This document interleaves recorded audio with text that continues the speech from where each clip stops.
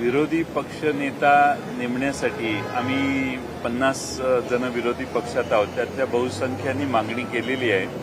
शिवसेनेच्या भास्करराव जाधवांना सर्वांनी पाठिंबा दिलेला आहे आणि मला वाटतं की आता 288 मध्ये 50 जण असताना विरोधी पक्षनेतापद देण्यासाठी विधानसभेच्या अध्यक्षांनी इतका वेळ लावणं हेच मुळात योग्य नाही.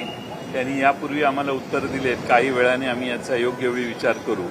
त्यामुळं 1 वर्ष जवळपास संपलं. आता पुन्हा डिसेंबरचं अधिवेशन आलं. मला वाटतं त्यांनी मोठं मन दाखवावं. राज्य सरकारने त्या बाबतीत काय करायचं हे राज्य सरकारचा विषय आहे, पण विधानसभेच्या अध्यक्षांनी महाराष्ट्राच्या विधानसभेत विरोधी पक्ष नेता असताना अध्यक्षाची कामगिरीवरही त्याचा परिणाम होऊ शकतो.